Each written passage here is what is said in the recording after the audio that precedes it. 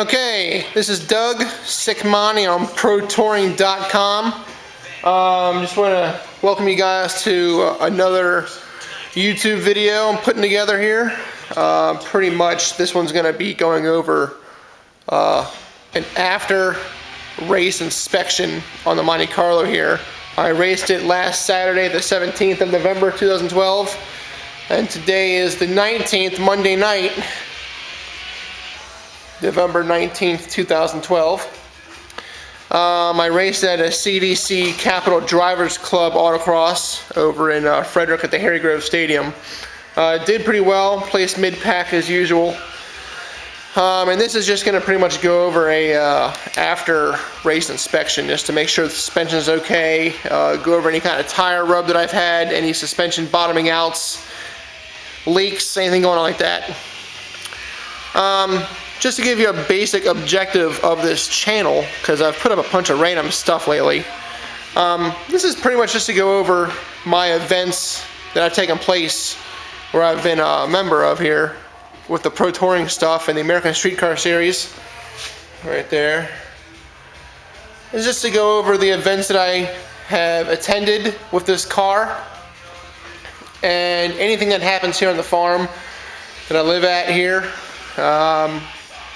Couple things in the future that I'm going to post up that have happened in the past. Actually, I had a really busy year.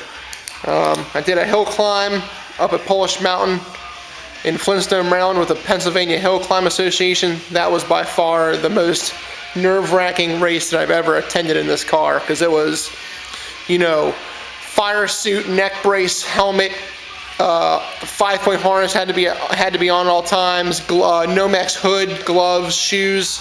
It was intense, because if you messed up one time, you're in a 5-foot ditch or off a cliff. And that was by far the most nerve-wracking I've ever done with a car. So I did that, and that was in beginning of August. Then August 9th, I did a 10 Tenths Motorsports track day at Mid-Ohio. And I had Danny Pop as my instructor, and that really taught me a lot about this car and about how to handle the car on a road course with, you know, high-speed turns, high-speed straights, passing cars, proper etiquette on the track. That's pretty much, it was just an awesome day. Back in July, around July 4th, Kim and I went to the Columbus Good Guys event, and that was my first Good Guys event in this car. I didn't do the autocross because my car is quote-unquote too new for the Good Guys crew, but still it was a good time to go out there and see all my Pro Touring buddies and just to get a feel of what the Good Guys events are all about. Then I went to Run to the Hills with this car, and Kim brought her Mustang, and that was in the mid-September, and that was in Pigeon Forge, Tennessee, and I'll have a lot of videos of that up. And that was a autocross speed stop challenge, and also Friday was an autocross school. So that was good about that, and that was just 100% an amazing event because all the guys hang out at Bill's house, and it was just a great event. And then also, you know, I've done 2 or 3 CDC autocrosses this year. So without further ado, let's go ahead and get this baby in the air and do a once-over. Real quick, let me go ahead and check some stuff here in the engine bay. I've had no leaks. Battery wasn't popping acid or anything like that. Everything looks okay in the engine bay here. One thing I did notice, I wiped it up, but right around here and in here, you notice some fluid, some brake fluid, because for some reason, even though this is a new master cylinder and my 4th new cap, yes, my 4th new cap, for some reason under hard braking, it would piss out fluid, and this whole area here was covered in fluid, and it was trailing down here all the way down. You can't really see anything now, but it's too dark, but I gotta take care of that this winter. For some reason it was pissing fluid. Other than that, everything is fine. A lot of guys ask me why I have cut my fender wells here, my inner fender wells, especially on this side. I cut a lot on this side. You can see it flexes a lot. I cut those out because I've got 275 35/18 tires in the front. Nice big fat BF Goodrich tires here. And they fit fine. They barely rub, but on an off-camber turn, they will be sucked up into the suspension so much that they will hit this sometimes, and I don't want this to deflect the suspension to unsettle the car. So instead of that, I just cut these in the middle so they'd flex. So instead of having the whole car start bouncing, they'd flex, no big deal. Off-camber turn would be, say you're going downhill and you're making a sharp right-hand turn uphill. The driver front wheel there would be up in the suspension big time. It'll be really compressed, and that's why I have it there, so it won't upset the suspension in the car, and it'll flex. As you can see, it flexes. Alright, let's get this thing in the air. Hopefully my camera skills are good enough. I seriously doubt it, but I think that was about right.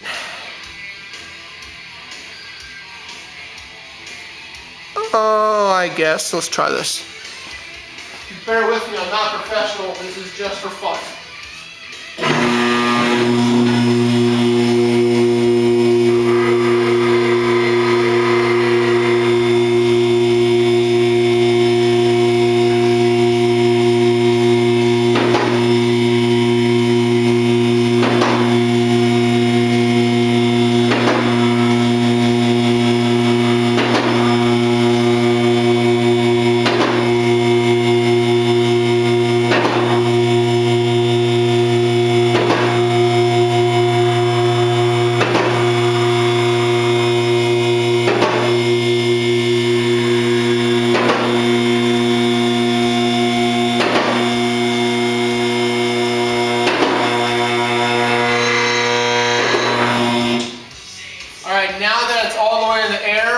Safety reasons.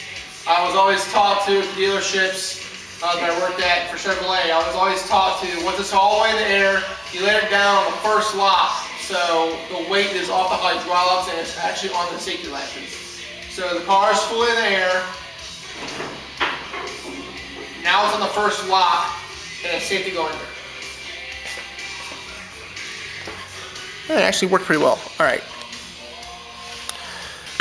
Second thing is, this car is a full frame car, as you can tell.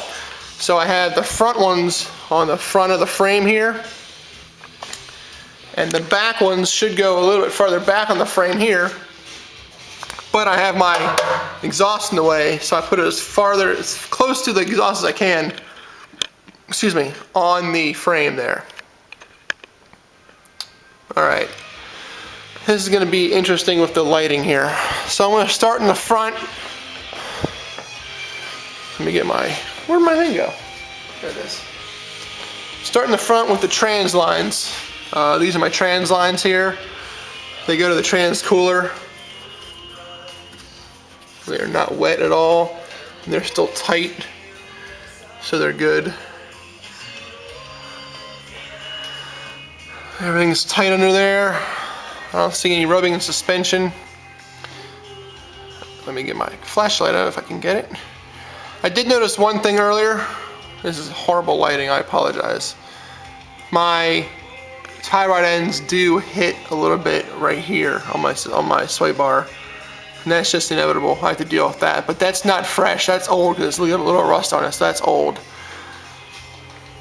Everything looks good under here.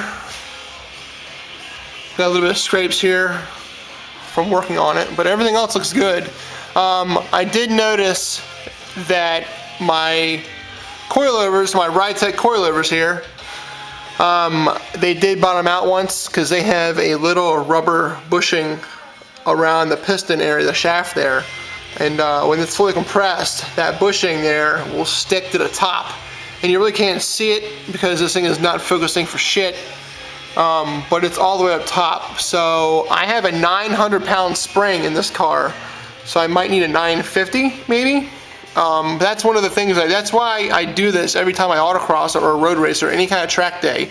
I always put it up in the air and I always make sure these things are correct because I tune the suspension every time I race this car. It's always something different.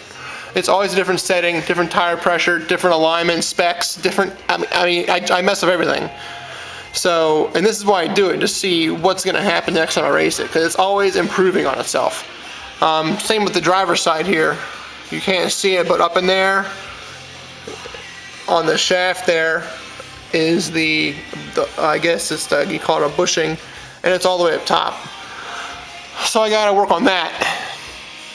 Power steering pump, no leaks there. We're good on that thing. Oil pan, no leaks at all in the oil pan. Fantastic news. Oil filter, no leaks there. Good job.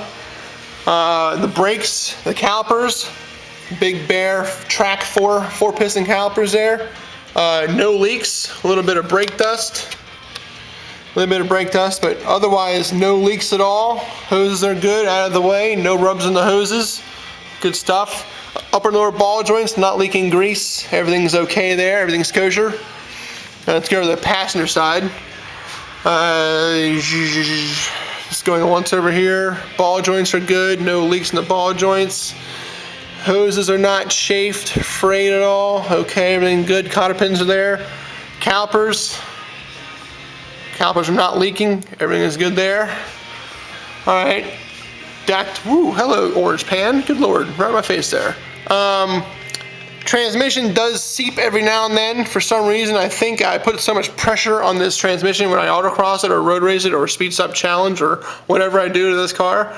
It tends to puke fluid out of the vent, and I can smell it like crazy when I'm racing, but it's okay. It's not too bad. It doesn't drip, it just kind of seeps. So you can see here, it's got a little bit of moisture there. I mean, nothing too special.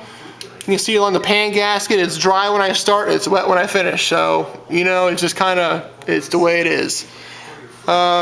This is the temperature sender fitting.